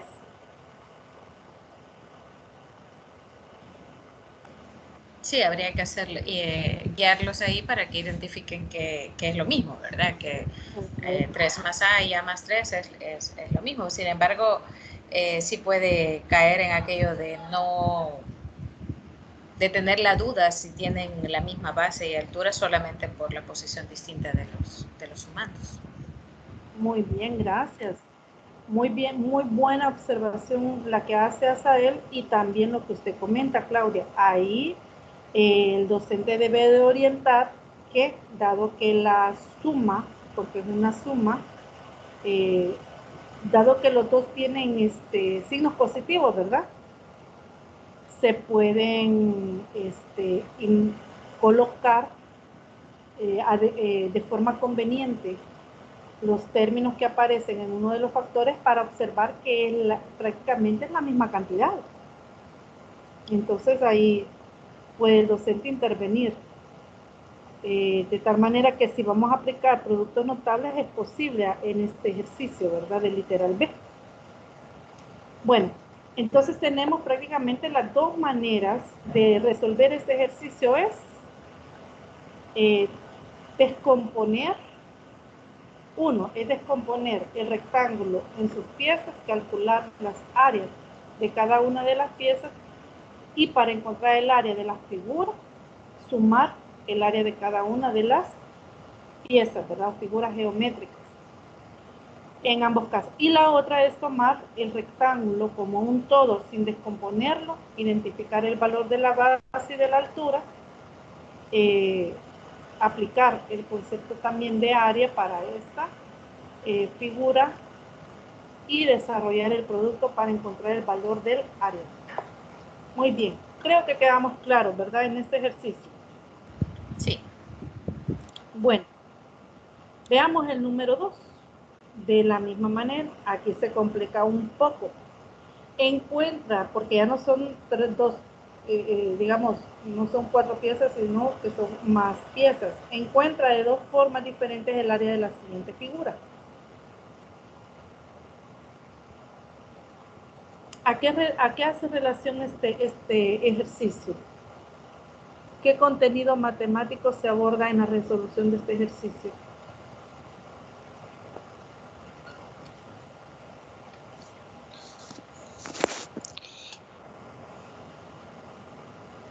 Ese es cuando tengo la fórmula A más B más C al cuadrado. Al cuadrado. Un trinomio al cuadrado. Ajá, El cuadrado de es. un trinomio. Bueno, ¿y las dos maneras de resolver?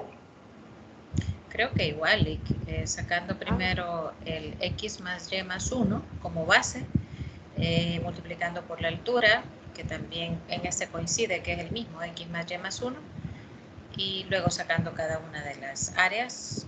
Quizás aquí lo que a veces les cuesta ver a los muchachos son las dimensiones de los que están ahí adentro que no tienen como las medidas, ¿verdad? Por ejemplo, el cuadro medio, el celestito, sí, los lados a veces les cuesta identificar cuál es el lado y cuál es la altura, entonces eso quizás es la dificultad. Y ahí sería bueno quizás plantear un papel y que ellos corten y que vayan poniendo la base y la altura para cada una de las áreas pequeñas para que puedan luego sumar todas las áreas. Muy bien, gracias. Claudia, usted mencionaba algo importante. Fíjese que este ejercicio también se plantea como un problema como un problema de introducción al contenido. Usted mencionaba la palabra recortar. Si hablamos de recortar, quiere decir que este ejercicio, para que ellos comprendan realmente cómo encontrar el área de dos formas diferentes, es a través de un material concreto, ¿verdad? Un material manipulable, formando el rectángulo con las diferentes piezas, que en total son 9. para que de una manera como más dinámica, interesante, llamativa para ellos y que favorezca la comprensión de cómo realizarlo, lo hagan. Muy bien, Claudia, menciona usted la palabra de recortar, quiere decir que podemos tener ese rectángulo como en forma de rompecabezas, ¿verdad? Y calcular las áreas de forma individual para cada una de las piezas y luego sumar. Y, sí. Muy bien, algo interesante también en esta figura es que las figuras que están en celeste son los cuadrados. Y los que están en morado son rectángulos. Bueno, y la otra forma de poder encontrar el área es planteando, ¿verdad?, el cuadrado del trinomio, dado que tenemos la misma medida de la base, la misma medida de la altura. Se puede proponer de esta manera. Lo complicado acá es para ellos, ¿verdad? Porque la segunda forma a ellos los llevaría a, si lo que es lo que queremos, ¿verdad? Que es orientarlos a que ellos observen que como la medida de la base es igual a la medida de la altura, que ellos lo propongan como el cuadrado del trinomio, ¿verdad? O de la suma de estos tres lados que conformen el lado del rectángulo. Eso lo llevaría a ellos a aplicar primero quizás para poder llegar, porque hay una fórmula que al final, digámoslo así, una fórmula o una expresión que ellos pueden aplicar para de una forma más sencilla encontrar el desarrollo de este producto. Pero si este fuera un ejercicio como el primero para poder abordar este contenido o adentrarnos en este contenido, lo conveniente sería que ellos propongan el cálculo del área tomando el rectángulo como un todo, como el producto de x más y más 1 por x más y más 1 y realizar la operación de dos polinomios para poder deducir la expresión general. Si este fuera un ejercicio, como digo, un ejercicio de introducción o el problema que se proponer para introducirnos a este contenido. Pero si este ejercicio se propone dentro de los ejercicios que ellos deben de resolver, dado que ya deducimos la expresión matemática que nos facilita el desarrollo de este producto, tendrían que ellos que aplicar esta expresión matemática. Entonces, identificar en qué situación ponemos al estudiante. Si es antes como un problema o situación introductoria al contenido o como un ejercicio para reforzar lo que ellos ya practicaron. ¿Me doy a entender? Sí, Sí. yo creo que como problema inicial creo que es un poco complicado. Quizás sería el anterior que estuvimos viendo tal vez como algo así, pero incluso este tiene sus propias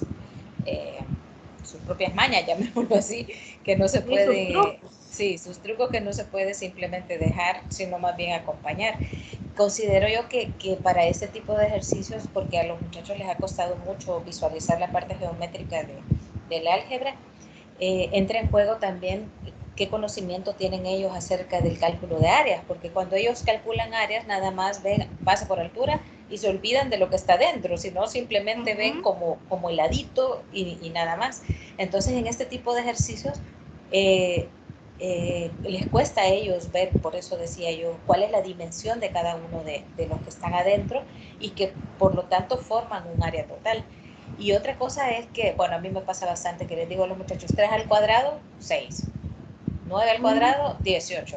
Entonces, con este tipo de ejercicios se retoma nuevamente el significado de lo que es la potencia, el cuadrado, el cubo. El cuadrado de un número, muy bien.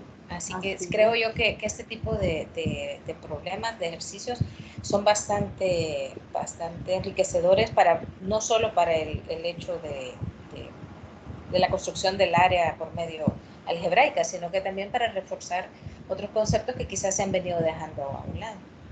Muy bien, gracias Claudia. Y fíjese que como usted mencionaba, y tomo algo que usted mencionaba en su participación, y es que usted dice, como ejercicio introductorio está complicado, pero ahí podemos hacer uso digamos, del recurso, del material concreto, para poder resolverlo. Quizás esto ya es como contextualizando, porque sí, es como, siempre es la pregunta, ¿y de dónde sale la fórmula del trinomio cuadrado perfecto?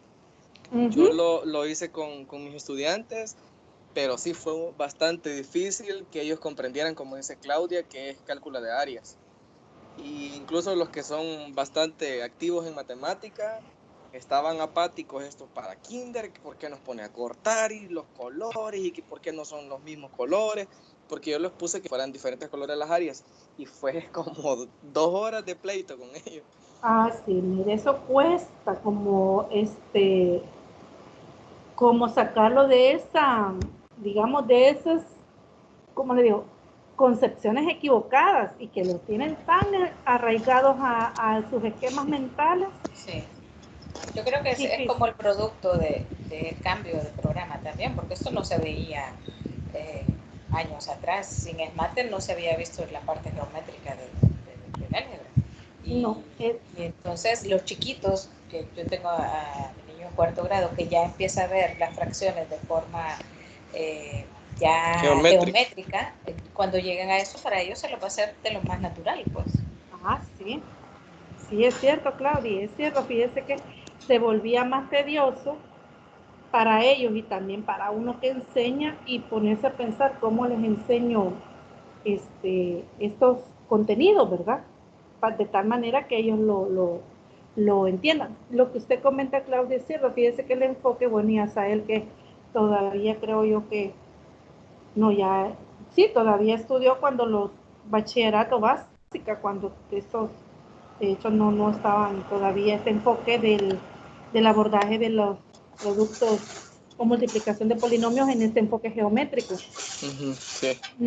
No estaban en los libros, y las sugerencias metodológicas, bueno, de hecho los programas ya no contienen esas sugerencias metodológicas, pero entonces ahí se ponía de manifiesto el docente la iniciativa, la investigación, el deseo de enseñarles de otra manera, que fuera comprensible para los estudiantes.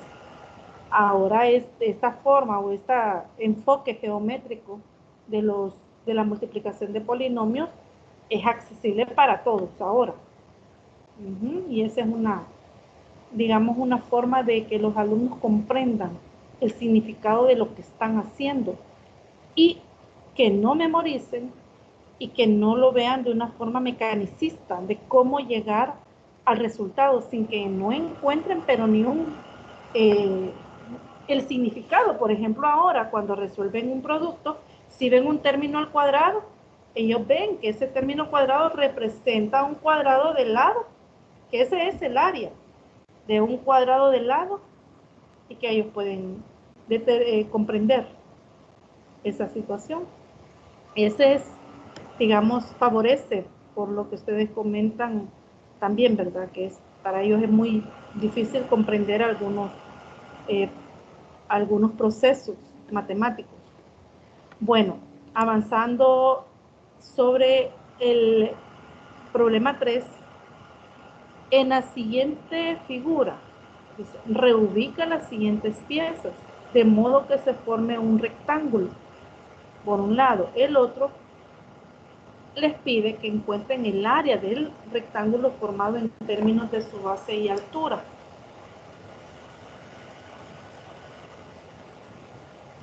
Siempre dentro del concepto de la factorización o el contenido de factorización. Primero dice que reubique las siguientes piezas, de modo que esa reubicación nos permite formar un rectángulo y sin que sobre ni una pieza. Y lo otro que les piden es que calculen el área del rectángulo que usted formó. ¿Cómo lo harían?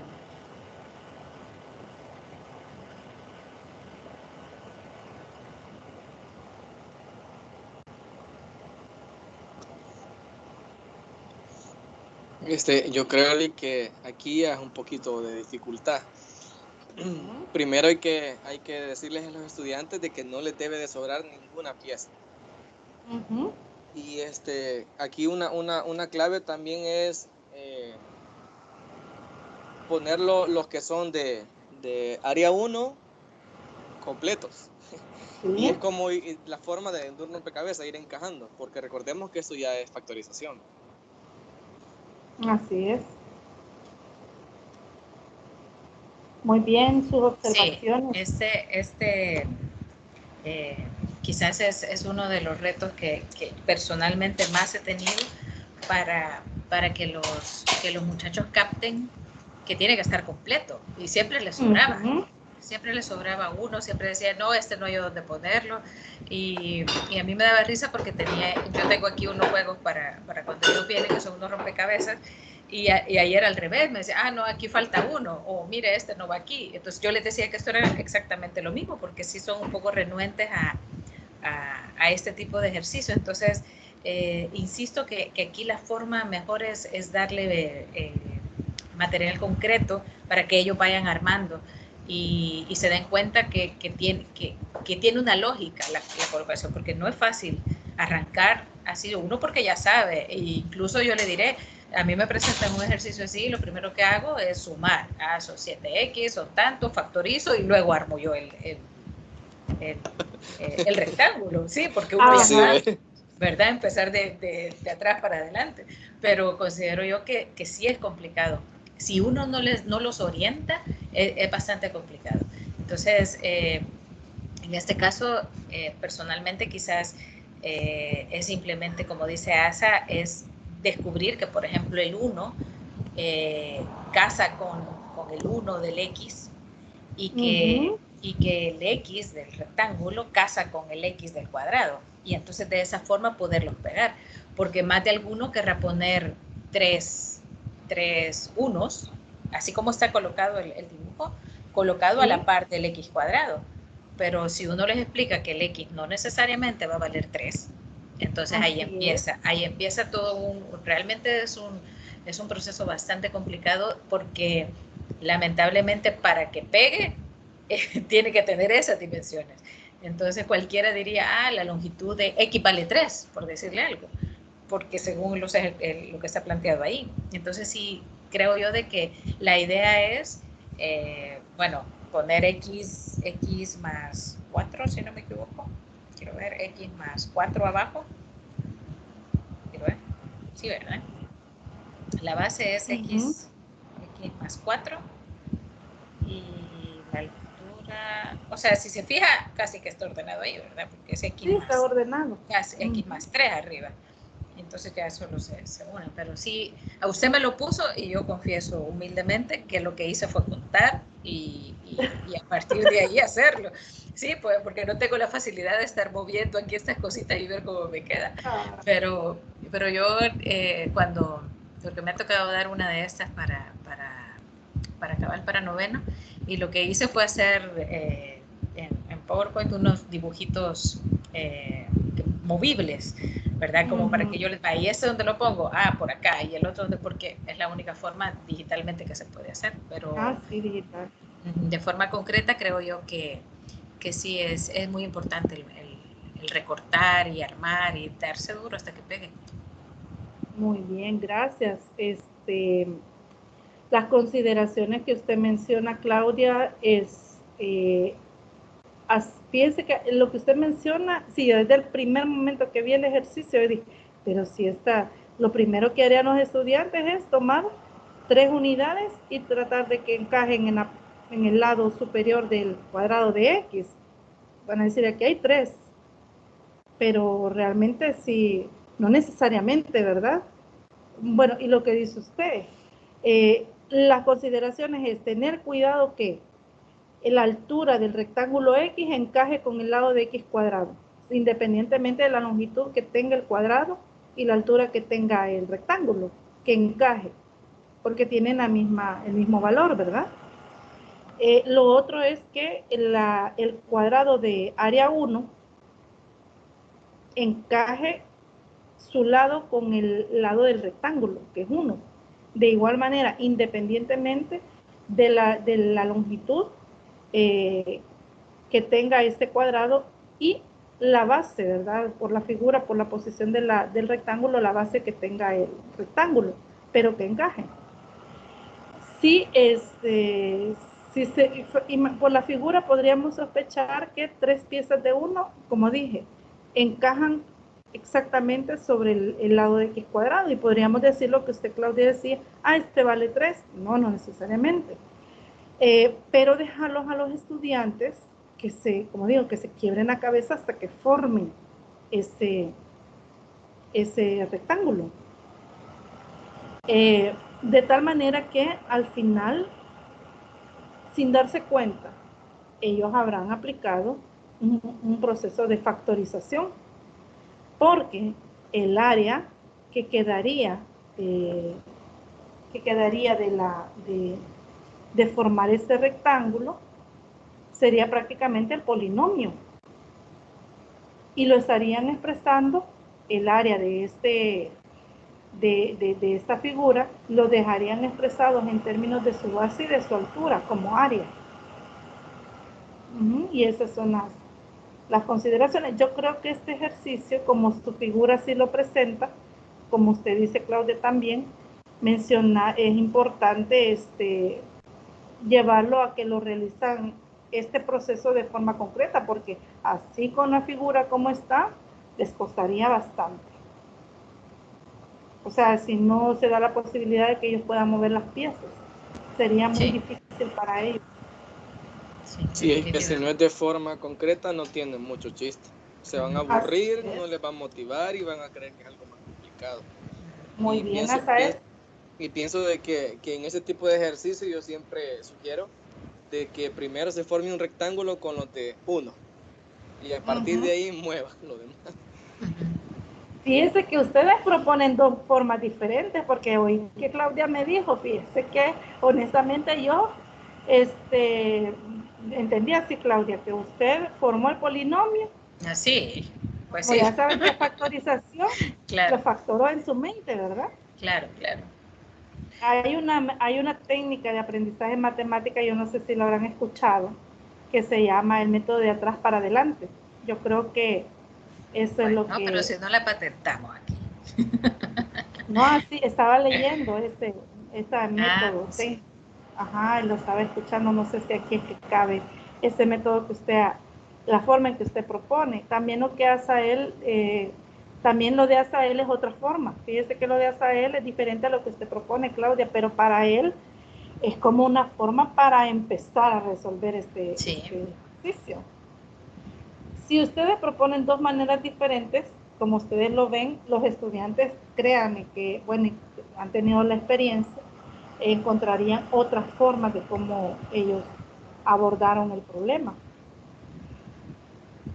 Sí, definitivamente. Claro. Bueno, y el último es que calcule el área de la región sombreada de la siguiente figura. Fíjense que siempre estamos hablando de factorización de polinomios. En la primera figura tenemos dos circunferencias. O sea, una circunferencia inscrita en otra. Se quiere calcular el área de la región sombreada, es decir, los dos forman dos círculos con diferentes radios. Lo que tienen en común estos dos es el centro, con diferentes radios. Hay un sector que es la región sombreada, que es lo que se pretende que se calcule el área. ¿Cómo lo harían? Y de forma similar va el otro ejercicio. ¿Cómo lo harían? Solo calcular el área de cada una y a la grande le restamos la pequeña ya. Muy bien.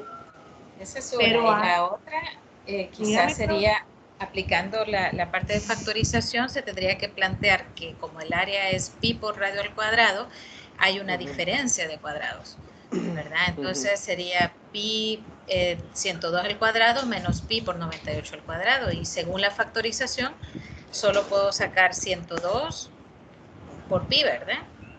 Menos 98 por pi multiplicado por 102 pi más 98 pi. O sea, lo puedo Muy plantear bien. así como dice Asa, haciendo la resta de las dos áreas o aplicando ya el factoreo, solamente la suma y la resta de las raíces, se puede decir.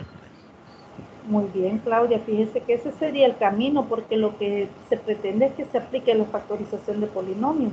Sería plantear, digamos, la expresión matemática para calcular el área, como una diferencia, ¿verdad?, entre el área del círculo mayor menos el área del círculo menor.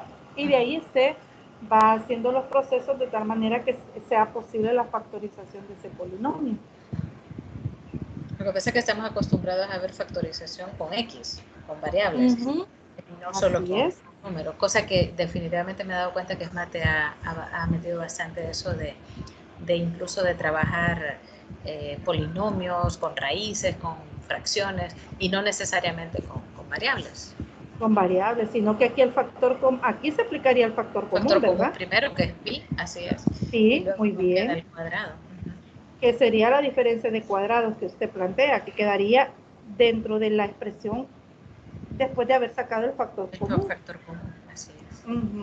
Muy bien, gracias, Claudia. Y el segundo parece que va igual, ¿verdad? Sí, igual. Igual. Bueno, entonces estos dos ejercicios, quizás el tratamiento que se debe de dar, más que llegar a la respuesta, sería la forma en cómo se plantea, de forma que sea posible que los estudiantes apliquen la factorización y, como Claudia decía, que se den cuenta que la factorización no solamente se aplica a variables, sino que también a los números. De hecho, en el factor común se aplica también cuando sacamos divisor común, ¿verdad? Ya estamos aplicando en algunos ejercicios donde es posible sacar la parte literal como factor común, pero también un coeficiente, ¿verdad?, de ese que es el factor común, que resulta ser un divisor común para todos los términos que aparecen en el polinomio. Entonces lo mismo pasa acá. Sería de aplicar lo que hemos aprendido, ¿verdad? Que no solamente es el factor común es para la parte literal, sino para valores conocidos. Bueno, pero a ustedes les quedaría de tarea calcular el área de la región sombreada, al igual que en el ejercicio anterior, que lleguen a encontrar el área de ese rectángulo que ustedes formaron. Bueno, quiero finalizar la tutoría proponiendo 3 preguntas que las van a enviar posteriormente por la plataforma. 1. La primera pregunta es: ¿a qué cree que se debe el envejecimiento de las situaciones de enseñanza, en especial en la enseñanza de la matemática? Este punto del envejecimiento de las situaciones de la enseñanza está en la lectura.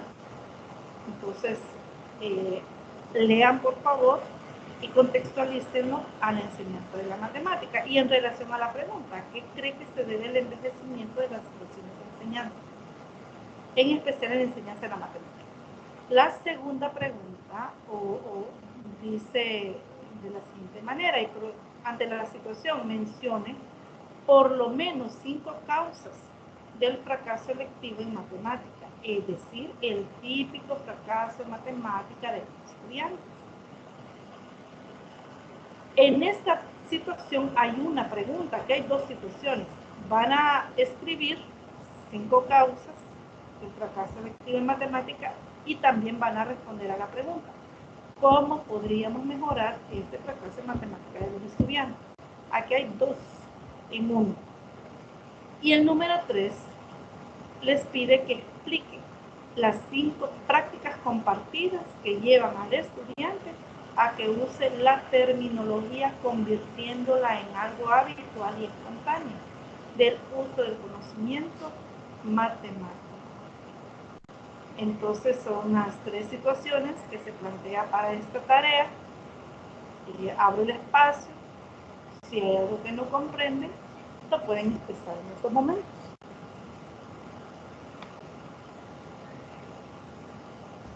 No, estamos bien, Rick.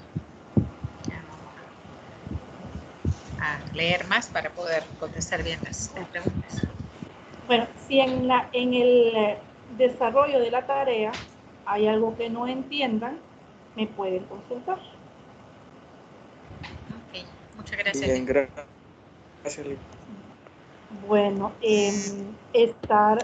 sugerir también la revisión de la ruta de aprendizaje de la unidad que esta semana ya está habilitada, la unidad número 5, así como la participación del foro académico 1, que ya al inicio cierra el 24 de mayo, y las lecturas, ¿verdad?, correspondientes y la asignación de las tareas correspondientes a la unidad. Bueno, si en relación a la información que planteé, entendí que quedaba claro, y si no, ustedes me pueden consultar por los diferentes medios. Felicitarles también por los resultados obtenidos en el parcial, en las tareas que han entregado, y realmente evidencian ustedes el esfuerzo que están haciendo dentro de su proceso de aprendizaje. Y animarlos, ¿verdad?, para que continuemos de esta manera, ya que llevan excelentes calificaciones. Gracias, Lick, también por su paciencia que nos tiene cuando lo estamos molestando. No, para nada. No, para nada, y de verdad, créanme que les admiro la forma en que trabajan, ¿verdad? Ese trabajo colaborativo, esa empatía, esa solidaridad que evidencio o observo que tienen como grupo, ¿verdad? Y de eso se trata.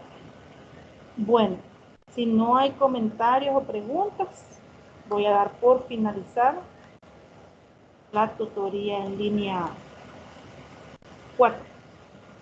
Estamos bien, Lick. Muchas gracias, Lick, por todo. Bueno, a la orden, feliz día, feliz fin de semana y bendiciones. Gracias, igual, Lick. Gracias, igual, Lick. Dios, necesito. Adiós, Claudia. Provecho. Igual. Gracias.